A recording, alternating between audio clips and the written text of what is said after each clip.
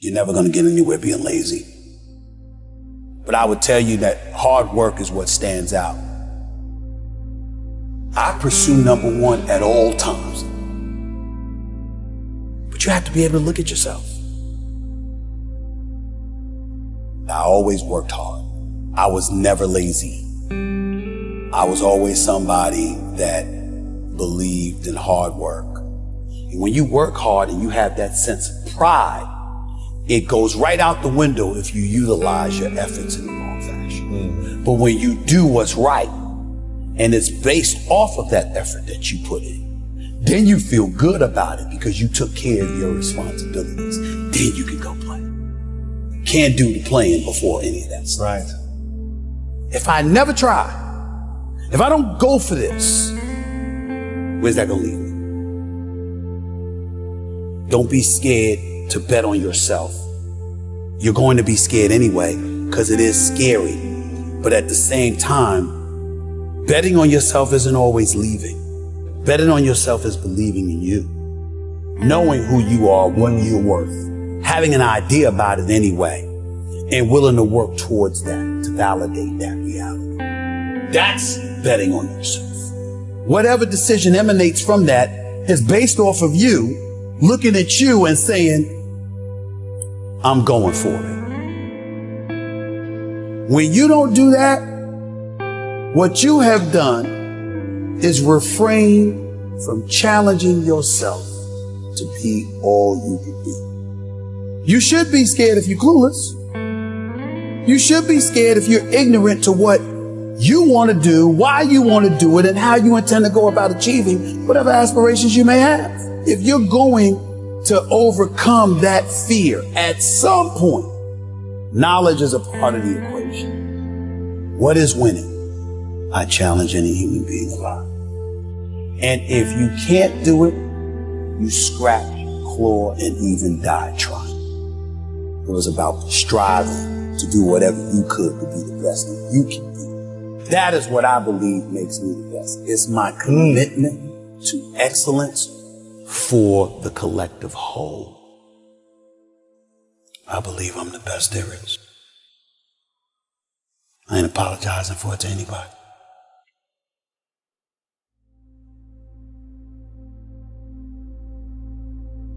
You know, Denzel Washington talks about consistency, the importance of consistency. You got to put in the work, you got to go for it. But you have to have consistency. Because without consistency, putting in the work, the dream is nothing but a dream. Right. And I get all of that. But you have to be able to look at yourself. And you have to be able to be honest with yourself and know when you mess up. Because when you mess up, it's going to catch you. What I mean when I say it's going to catch you is at some point, you're going to look at you and you're going to say, I didn't try. I didn't go for it. But I often tell people this, particularly when it comes to relationships. Relationships come and go. Things don't work out sometimes. But there is nothing on earth worse than when you know you're the reason it messed up. See, if somebody mistreats you, if somebody that you love don't want you no more, but you wanted them and you treated them right and blah, blah, blah, but it didn't work out, it hurts. But you'll be fine. Yeah. Most people will be fine. When you're not fine is when you know it was you. You messed up. You messed up. You heard that. Everybody you've run across has had apprehension about who they are, where they're going, etc. But really, the most important thing, it requires like a literal look in the mirror. Asking yourself how you will feel if you never try. Because there's no one that could become all they could be without looking at themselves. Absolutely. What is your definition of greatness? My definition of greatness, sustained excellence. Anybody can be great for a moment. Anybody can have their moment in the sun. But who you truly, truly are at a particular craft. It's whatever is done over a sustained period of time. To me, First Take being number one is not what I'm proud of. I'm proud of the fact that it's been 11 years straight. That's what I'm proud of.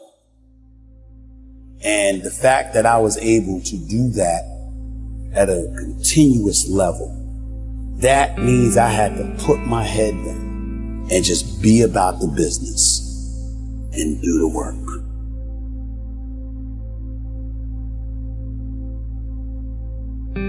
I'm brilliant because I know I'm not. I steal from those who are. And I learn from them. And I disseminate that level of brilliance that I got from other people, always giving them credit, number one. Number two, here's the biggest thing. I think I'm the best because I think about the company.